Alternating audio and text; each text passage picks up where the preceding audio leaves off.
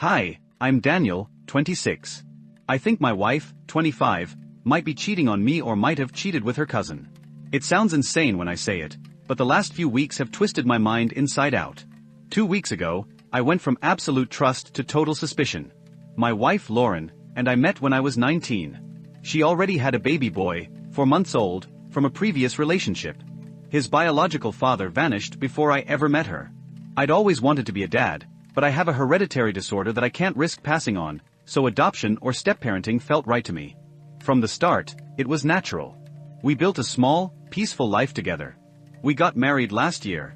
Everything was fine, or I thought it was. Lauren never had the warmest relationship with her relatives, but she was close to 2 cousins, and I liked them well enough. One of them, let's call him Evan, was friendly and funny, kind of the only easygoing one in her family. Early on, she mentioned that when they were kids around 12 or 13, he once tried to kiss her. She'd brushed it off as a dumb moment and ran away. When I asked later if she'd ever told anyone, she said she just chalked it up to him being a stupid teenager. Since then, every Christmas we'd see him, and he always seemed normal. I actually liked the guy. Recently, they started reconnecting again at family events. We only have 1 car, so when I needed it for work, Evan would pick her up and drive her there. I didn't think much of it after all, they're cousins. She wasn't acting weird or distant, not noticeably. Then one night, she came into the living room while I was watching TV and mentioned that I'd accepted a friend request from a woman who works with me. I told her yeah, she sent it, so I clicked accept. We've always been a pretty open couple. We can talk about anything, even joke about other people's looks. She might comment on an attractive guy, and I'll tell her a coworker's good looking. It's never been a big deal. But that night, she said it in a tense, accusatory tone. She didn't directly accuse me of anything, but it felt like she was about to. That had never happened before. I'd read somewhere that cheaters often start projecting, accusing their partner to deflect guilt. The thought hit me, but I pushed it away. Those family gatherings kept happening. There were photos online, group shots, nothing suspicious. After each event, she came home quiet and flat. Sex felt normal but distant. She suffers from depression, so sometimes she withdraws. When I asked if she was okay, she said it was just one of her low periods. I believed her. Then 2 weeks ago, everything fell apart. She left for work, and since it was my day off, I did some chores, dropped my stepson off at school, came home, and checked emails. I saw I had a Facebook message from Evan. We talked recently about catching a minor league baseball game, so I figured it was about that. I clicked it. The message read, "I'd like to see you on your knees." I froze. For a second I thought it was some weird joke, but then I realized Lauren had left her Facebook signed in. It was meant for her. My stomach dropped. My head went white hot. I opened their chat log. There were dozens of messages. Evan flirting, saying disgusting things. Lauren replying things like, "I'm married." Or "No, I can't do that." But the tone was off. They didn't sound like real rejections. They sounded like playful refusals, like she was pretending to say no. My chest hurt. I wanted to throw up. Nothing confirmed they'd actually done anything physical, but the vibe was so wrong. I didn't know whether to scream or break something. That night, after our son was asleep, I confronted her. I showed her the messages. She broke down crying, instantly ugly, sobbing, shaking, snot everywhere. I didn't do anything. I didn't know how to tell you. I just wanted him to stop, she screamed. Both of us went through childhood sexual abuse, by family friends. We've both had years of therapy. We're supposed to be experts at communicating boundaries and unwanted advances. If someone harassed her, she would have told me immediately. That's what our whole marriage was built on. So when she said she just hoped he'd stop, I didn't buy it. But I wanted to believe her. I wanted to think Evan was just a creep, and she froze up.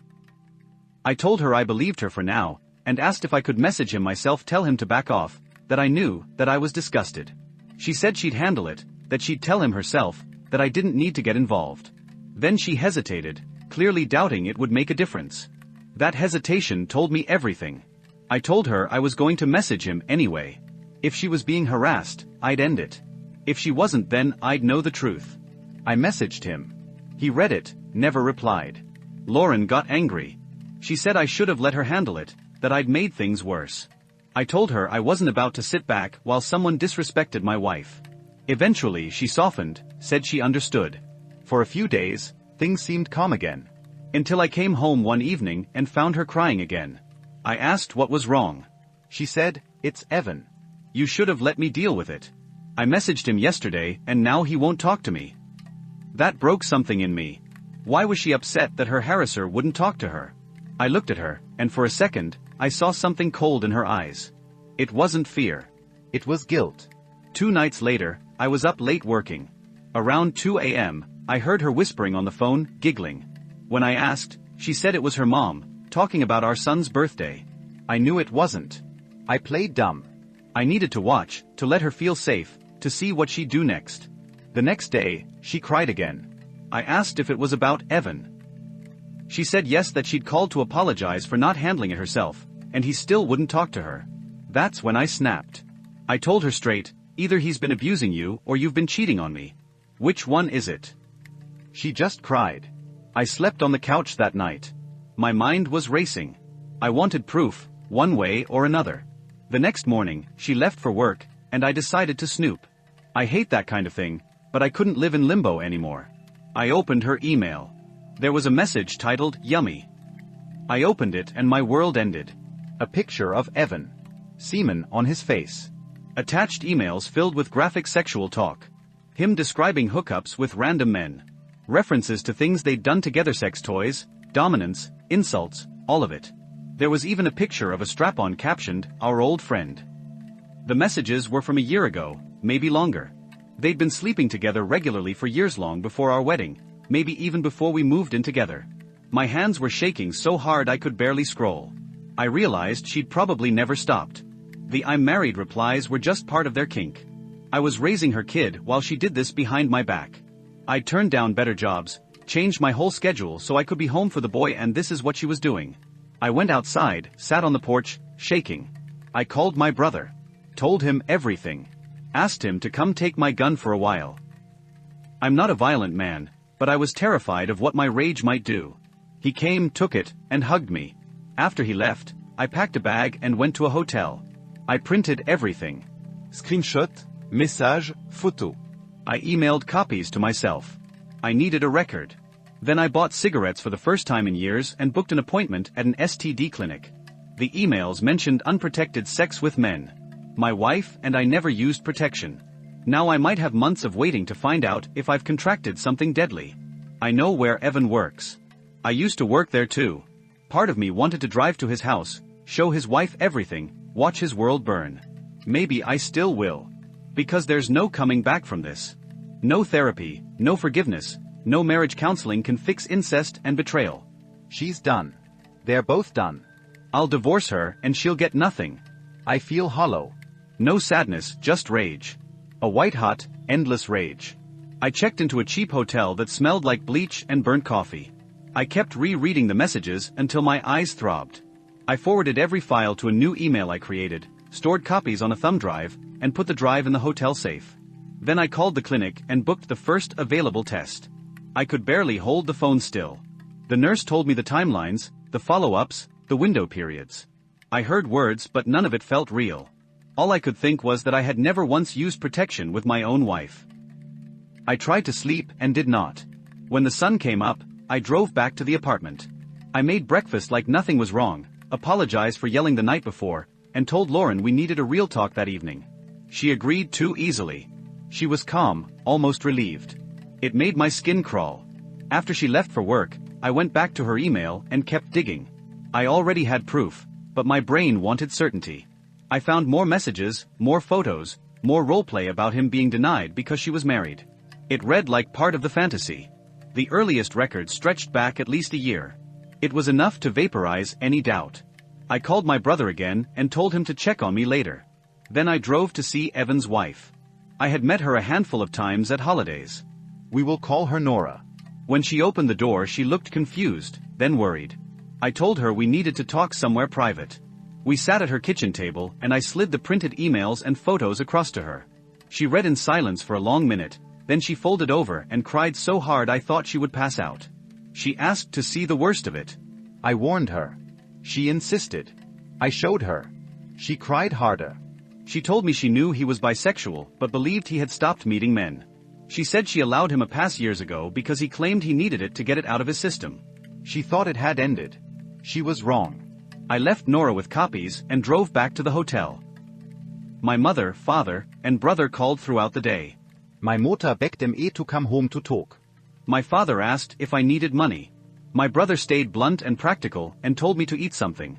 Lauren's mother left a dozen voicemails insisting that there must be a misunderstanding. Lauren herself called me repeatedly with no texts. I figured out why later. She had realized I was collecting evidence and did not want to put more in writing.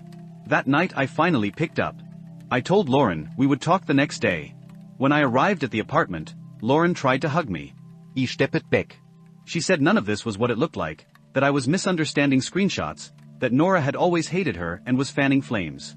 I realized she believed I had only heard rumors. I opened the envelope and laid the papers out on the table. The photo titled Yummy. The strap-on captioned our old friend. The threads where she called him small and told him what to do. At first she went even paler, then something inside her flipped. Her sadness vanished and she exploded with anger. She said I should have talked to her first. She said I knew Nora would tell the whole family. She claimed she had told him to stop texting like that. I lost it. I told her I had read a year of messages and not once did she tell him to stop. I told her we might be sick because of her lies. I told her our marriage was over. She crumpled, sobbing without words. I called her father and told him to come stay with her because she should not be alone. Back at the hotel, Nora texted that she had found even older records. Old MySpace messages talking about hookups from years back. She had timestamps suggesting Lauren and Evan were involved at 15 or 16. I felt something break that I did not know could break. I cried in front of Nora for the first time. She cried too. The next morning I sat in a lawyer's office and explained everything. Afterward I drove to Nora's again. We talked about next steps. She said she would see an attorney as well. She showed me that Evan's parents owned their house and had already told her she could stay with the baby as long as she wanted. They told Evan to leave.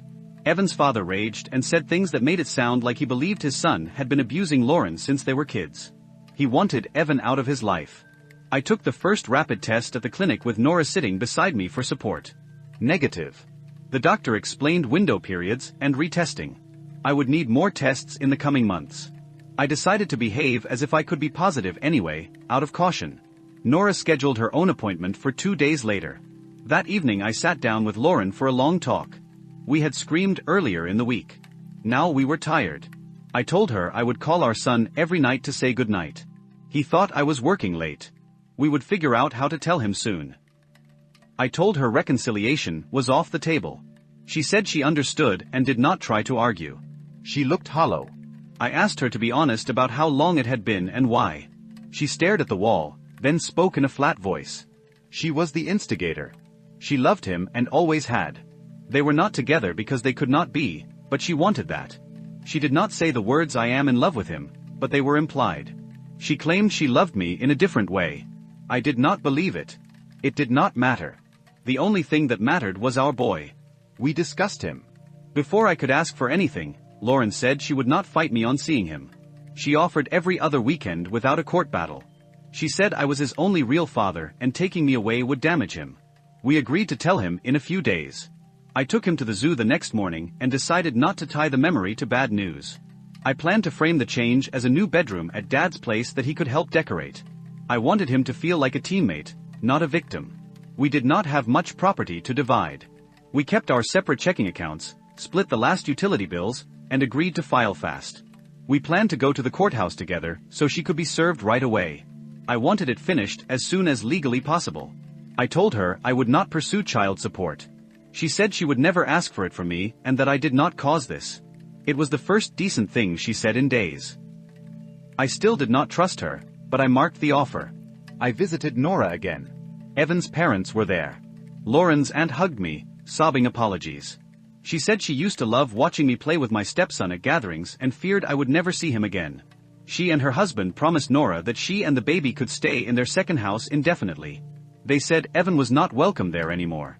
Quietly, Lauren's side of the family had begun telling themselves that Evan had preyed on her when they were kids. I did not correct them. The truth was uglier and more tangled than any story that would make life easier for our boy. Nora was barely holding it together. Her family arranged therapy for her. Her brother planned to come stay for a week. Her mother would move in for a month after that to help with the baby. One afternoon, I asked if she wanted to get out of the house. She said yes. We went to a movie with my friends. She sat next to me, our arms brushed, and for the first time in days I felt my body unclench. Later at the clinic, when the doctor stepped out, she took my hand without a word. I realized I was thinking about her in ways I should probably not. I told myself to slow down, then failed at slowing down. I tried to keep distance and failed at that too. She started touching my shoulder when she talked to me. When I mentioned a knot in my neck, she massaged it without asking. She was calm and warm and present. After so much lies and coldness, that felt like oxygen.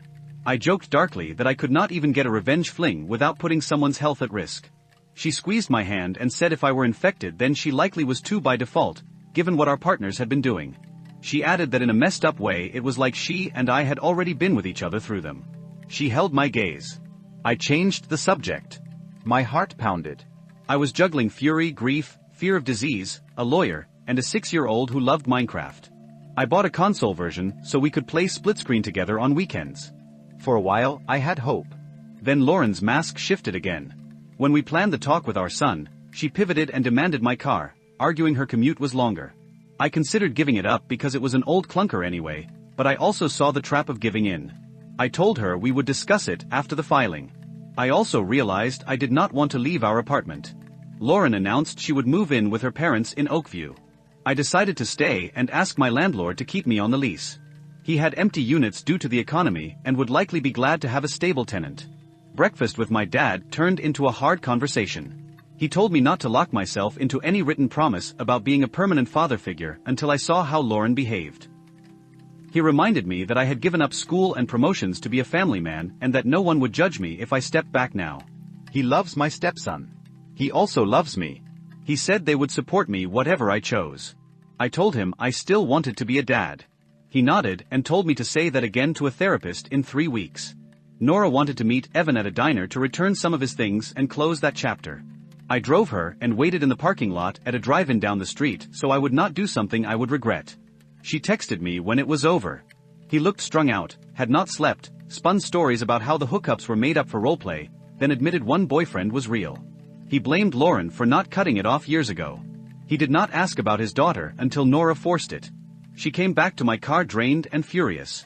I took her home, cooked pasta, and showed her how to make garlic bread with whatever we had. She sang a French lullaby to her baby and for a minute I forgot every awful thing. When I left, she hugged me for a long time and kissed my cheek. I floated on that feeling the whole drive back. Days turned into waves. Some mornings I woke certain I could be a weekend father forever. Some afternoons I wanted to disappear and rebuild my life far away. I hated that Lauren could use my love for a child to keep pulling strings. I knew that if he were mine by blood, I would fight for full custody and never stop. But he is not, and the law knows it. I started to fear a life of being trapped by her chaos. Through all of it, Nora stayed beside me. We talked every night. We compared notes from lawyers and therapists. We knew it was irrational. We decided to quietly become a couple anyway. We would not flaunt it. We would keep it away from court. We would be careful.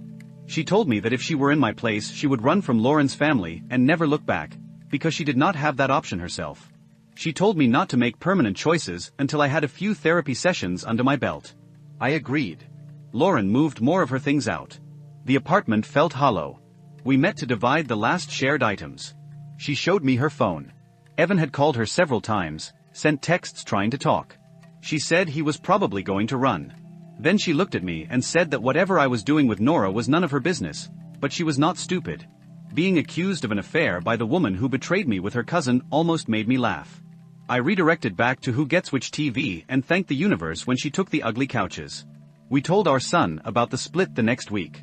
We did it together on the couch, kept our voices soft, told him he would have 2 homes now, that he did nothing wrong, that we both loved him. He cried. We cried. I promised a new room at my place that he could design. He asked if we could put glow stars on the ceiling. I said yes. That night I called at bedtime and we talked about Minecraft until he yawned. I went to the courthouse and filed the divorce petition. We tried to have Lauren served immediately at the counter to avoid a scene later, but it turned out we had to do it the official way. I drove her back to her parents' place in Northcrest. She kept a flat face the whole ride. When we parked, her mask cracked. She said she felt fine most of the time now, then cried only when our boy asked for me. She admitted she had been unhappy with me even before we married. She said we were best friends and good co-parents, but the intimacy never matched. She liked to pursue. I liked to pursue. Neither of us liked being chased. We had tried to trade roles and it worked for a while. Then it became me sacrificing my wants to fit hers. She stopped entertaining my requests. I stopped asking. We both shut down. For a period we had a roommate who became a consensual third under heavy rules. While she lived with us, the tension vanished. When she moved out, the tension returned. Around then Evan and Nora moved back from out of state to a house his parents owned. Lauren vented to him about our sex life. They started meeting at family events. They used excuses to disappear. She implied it happened at our own wedding. I did not want to hear more. She said she was seeing a therapist and wanted to confess like to a priest. I told her none of it mattered for the divorce. It only mattered for whatever came next for her. I got a full weekend with my stepson soon after and it felt like sunlight after weeks in a basement. We played catch at the park. We built a castle. We ate messy burgers. I tucked him into bed and read a chapter of his favorite book. It convinced me I could keep doing this. Then Lauren dropped more confessions on me and my resolve cracked again. I am trying to be honest about how weak I feel. I am trying to be strong for him anyway. Nora's situation changed again. Evan stopped calling for days. Then rumors started that he had moved in with a boyfriend. She planned to file for divorce that week. Her brother arrived to stay with her. With his parents' permission, we changed the locks on her place and added a chain and deadbolt. No one thought Evan was violent, but he was vanishing and there were whispers about drugs. Better safe. Nora and I slid from support to something undeniably romantic. The chemistry was strong. The sex was the best I have had in my life. She brought me dinner at work twice and I nearly melted at the simple kindness. She told me it felt mutual for her too. I caught myself daydreaming about her when I should have been checking production logs. Life felt like whiplash. At the same time it felt like something finally made sense. It had been nearly 3 weeks since the day my world collapsed, and somehow the routine of ordinary life was trying to reform around the edges. I filed the divorce papers yesterday. The courthouse clerk stamped them and I felt nothing. Lauren and I agreed not to use lawyers. We didn't have property, assets, or anything left to fight for. We just wanted it finished. The plan was for her to be served right after I filed so it would all be tidy and fast, but the process couldn't happen in person like that. So after signing, I had to drive her back home to her parents' house in Northcrest. She was quiet the whole ride, staring out the window like she was somewhere else. When we pulled up, I asked if she was holding up. For the first time in weeks, her mask cracked. Tears came, but not the violent sobs from before, just steady leaking misery. She told me she was doing fine, except when our son asked about me. Then, between sniffles, she admitted that she'd been unhappy long before the wedding. She said she didn't hate me, didn't resent me, but she hadn't been in love with me for a long time. According to her, we worked as partners, financially solid, decent parents, close friends, but we had stopped being lovers. You're passionate, she said, but not in a way that matched mine. I could almost hear the therapist in her voice. She wanted to chase, I wanted to pursue. She said we kept missing each other in rhythm until it all became mechanical. For a while, we had a woman living with us who turned into a third partner, something we'd agreed on with rules. For a few months, that balance actually worked. The tension vanished. But when she moved out, everything fell apart again. That was about the time Evan and his wife Nora moved back into state. They'd lost their jobs and were living in a house owned by his parents. That's when he and Lauren started catching up. She admitted they met up as cousins at first, but then venting about her sex life turned into more. She confessed that during some family gatherings, they would slip away and talk. I didn't need to ask what that meant. When she said they even hooked up around our wedding, I thought I'd vomit. I cut her off. I told her it didn't matter anymore. The divorce would happen, she'd get therapy, I'd rebuild. I didn't want to hear another word about their love story. She mentioned that when her aunt died last year, the one she cried over for a week, it wasn't grief. It was because Nora had called to say she was pregnant, and Lauren had broken down from guilt and jealousy. Meaning that while I was holding her, comforting her through tears, she was mourning the child her cousin made with another woman. It made my skin crawl. After that conversation, I drove back to the apartment and tried not to think. But the thoughts came anyway. Our boy. How I'd tucked him in hundreds of nights. How he called me dad without hesitation. How none of this was his fault. I told myself I could separate my disgust for his mother from my love for him. I wasn't sure if it was true, but I wanted it to be. Nora texted that night. Evan had stopped answering her calls. Word spread he was crashing on couches out of state. His parents, furious, disowned him completely. They told Nora she and her daughter could stay in their second house forever if they wanted. I went to work the next morning for the first time in 2 weeks. My supervisor, Martin, called me into his office. He's an older guy, divorced himself, the kind who pretends to be gruff but has a soft heart. I told him flat out everything, no filter. He listened, then said, "Take 2 weeks. Don't worry about the floor. I'll tell them you've got a family emergency." I thanked him and went home, suddenly realizing I had nowhere I wanted to be. I missed my stepson terribly. Nights without him felt like static. I kept replaying the years I'd lost his first steps, the school events, the endless doctor visits, all moments that felt like they had purpose. Now it all felt like stolen time, as if someone had swapped out my life for a fake one. I started therapy a week later. The counselor, a middle-aged woman with calm eyes, told me what I was feeling was grief layered with betrayal trauma. She said anger was normal, even healthy. I didn't believe her at first, but hearing it out loud helped. Meanwhile, Nora was unraveling. Her brother arrived in town, and the first thing he did was hug me like an old friend. He thanked me for looking after her and promised to beat Evan's skull in if he ever came back around. I told him that violence wouldn't solve anything. He said, maybe not, but it'd feel damn good.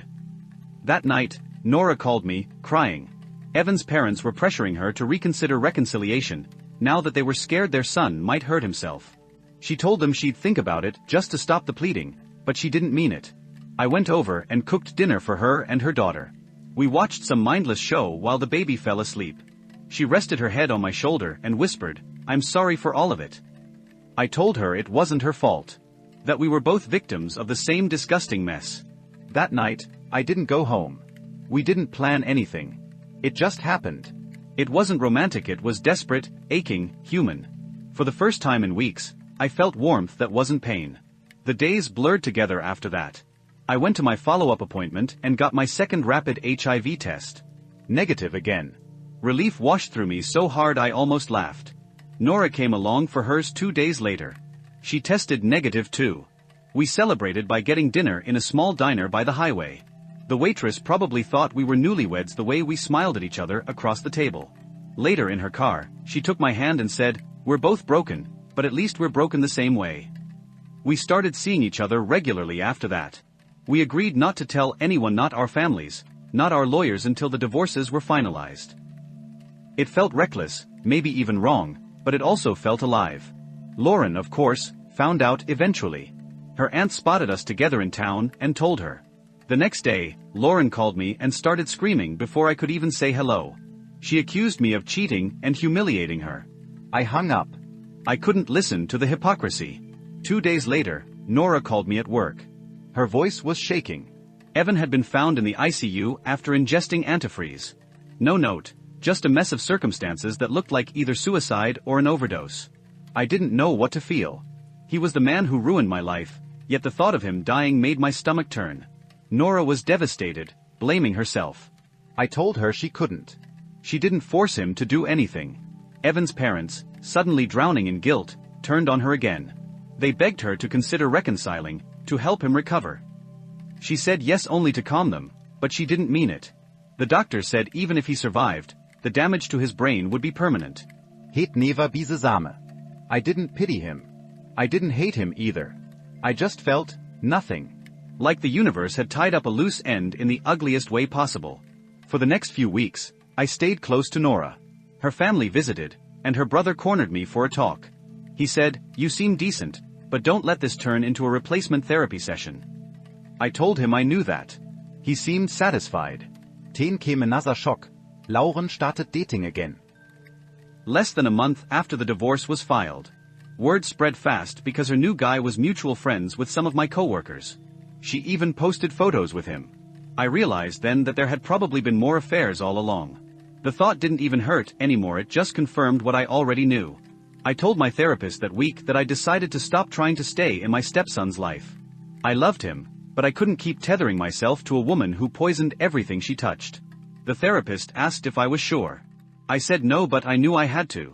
It felt like cutting off a limb to stop an infection. Nora and I decided to leave town. Her lease on Evan's parents' property was ending anyway. My job field had openings in her home state, and rent was cheaper there. We found a small house to rent, a plain 2-bedroom with old wood floors and a creaky porch. It wasn't much, but it was ours. We moved quietly, told no one except my brother and her mother. In the first few weeks there, life felt almost normal. We cooked together every night. I helped her study for her GED. I fixed the leaky sink and built a little garden box outside. We talked about everything: therapy, pain, what love should mean. And then, one morning, she came out of the bathroom pale as paper, holding a test in her hand. 2 pink lines. She was pregnant. For a full minute we just stared at each other, silent. Then she started crying, not from fear, but from something bigger, heavier. I held her and didn't know what to feel. I've spent my life terrified of passing on my disorder, and now fate was laughing at me. We talked for hours. She said she'd had a period after leaving Evan, so the baby could only be mine. We booked an appointment to confirm. We agreed that if the child had a severe form of my condition, the kind that's fatal, we'd face the choice together. Otherwise, we'd keep it and do our best to raise it right. For the first time since this nightmare began, I felt something like hope. When the test confirmed she was pregnant and healthy so far, we both cried in relief. We didn't know what the future held, but for once, it didn't feel cursed. Months passed. Therapy helped. Noras Daukater started kelling Denny. I started feeling like a father again. Lauren, meanwhile, was falling apart. She got arrested after a fight over a parking ticket and was caught doctor shopping for pain meds. Her parents filed for custody of my former stepson. I wanted to hate her, but mostly I just pitied her. A year after the day I opened that Facebook message, I woke up next to Nora, who was 8 months pregnant, and realized I had survived. Not unscarred, not whole but alive. Sometimes that's enough. A full year has passed since the morning I accidentally opened the wrong Facebook account and my entire world detonated. It's strange how much can change in 12 months. I used to think of time as something steady. Now it feels like a storm that never stops moving, sweeping up everything you thought was nailed down. Nora and I live 2 states away now, in a small town called Maple Hill. We rent a modest 3-bedroom house on the edge of town. The backyard backs into woods where deer walk through in the early morning. She's studying for her GED, and I've taken a better position as a quality control supervisor at a local manufacturing plant. It's honest work, decent pay, and the kind of quiet job that doesn't eat your soul. Our baby boy was born 6 months ago. His name is Liam. He's healthy, strong, and doesn't show any sign of the bone disorder that haunted me for so long. The prenatal screenings all came back clear, and when he was born, the doctors confirmed it. He has Nora's eyes and my hair, and when he laughs, it's impossible to feel angry at the world. Every time I hold him, I think about how close I came to throwing everything away last year. I still talk to my therapist once every 2 weeks. We've been working through the layers: grief, betrayal, guilt, the strange combination of survivor's pride and leftover shame. She told me that trauma can't be erased. It can only be managed, folded into your story in a way that makes sense. I think I'm finally starting to understand what she means. Lauren, on the other hand, has all but disappeared from our lives. After her arrest for prescription fraud, her parents took custody of my former stepson, Noah. They occasionally send updates to my brother, who passes them on. He's doing okay: school, sports, learning piano. I haven't reached out. I wrote him a letter once, explaining that I loved him, that none of what happened was his fault, and that I was sorry I couldn't be in his life right now. I never mailed it. Maybe when he's older, if he wants answers, I'll be there. Sometimes guilt hits me like a punch in the gut. But I also know that staying would have dragged me and him both through endless chaos. You can't build peace on top of rot. I had to walk away to save myself, and in doing so maybe I saved him too. As for Evan, he didn't make it. He passed a few days after being admitted to the ICU. The coroner called it antifreeze ingestion, intent undetermined. Nobody will ever know if it was suicide or drugs. His parents buried him quietly. Nora didn't go to the funeral, I didn't either. She lit a candle at home instead and cried in silence. She said she wasn't crying for him, but for the years she wasted believing she wasn't worth more. After his death, everything flipped. Evan's parents blamed Nora for shaming him publicly. The same people who begged her to forgive him were now accusing her of killing him. The harassment got bad calls, letters, even threats of eviction from the house they'd promised her. That's when I told her to pack a bag and come with me. My job had already approved a transfer, so we left that night and never looked back. At first, we felt like fugitives. We slept in roadside motels and took turns driving until we reached Maple Hill. The first night in our new house, we sat on the floor eating Chinese takeout from paper cartons. She fell asleep with her head in my lap, her daughter curled up beside her. It was the first time in months I felt safe. I won't pretend everything was magically fixed. We fought sometimes mostly about ghosts from the past.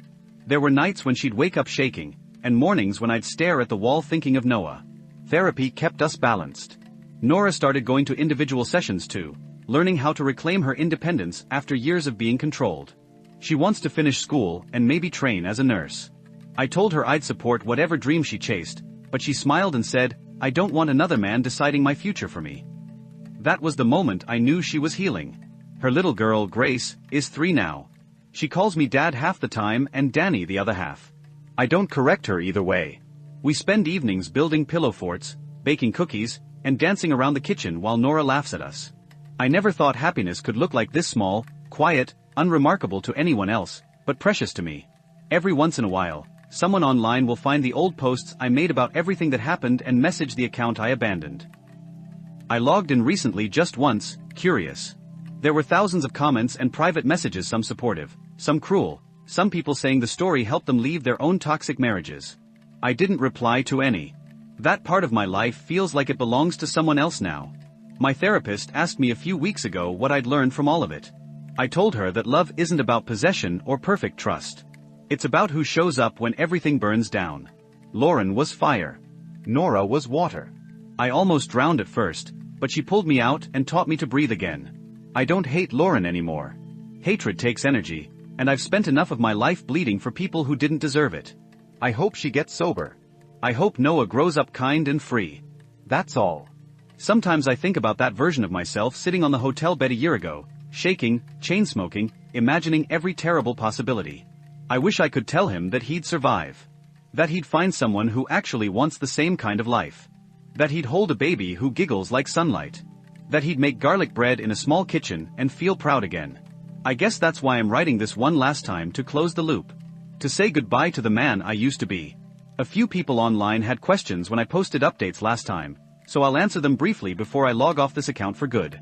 Question: did the genetic tests for your son come back clean? Yes. Every screening and postnatal check showed he's perfectly healthy. That fear haunted me for years, and finally I can let it go. Question: do you and Nora struggle with trust, given how you met? Honestly, not really. We talk about everything. Therapy helped us build openness from the start. We've both been betrayed, so neither of us hides things. There's a kind of foxhole trust between us. You bond hard when you've both survived the same explosion. Question: do you ever plan to reach out to your stepson again? Maybe one day, if he wants it. For now, his grandparents are doing a good job keeping him safe and stable. I'd rather he remember me as a calm presence than as a man at war with his mother. Question: how is Nora doing emotionally after everything with Evan? Better than anyone could expect. She still has bad days. Sometimes she cries for what could have been, not because she misses him, but because she wasted so much time. Mostly though, she's focused on our little family and building a future that's hers. Question: what's next for you? I'm not sure. Maybe we'll buy a small house once we save enough. Maybe I'll start writing again. Maybe we'll plant a garden this spring. For the first time in my life, the future isn't something I dread. The last time I posted online, someone commented, "You two went through hell but built something beautiful out of the ashes." I didn't reply then, but if that person ever reads this, thank you. You were right. Because here's the truth: love after betrayal doesn't feel like fireworks. It feels like peace. Like walking into a room and not needing to explain your scars. Like hearing a baby laugh and realizing you don't feel broken anymore. A year ago, I thought my life had ended. Turns out, it had only just started.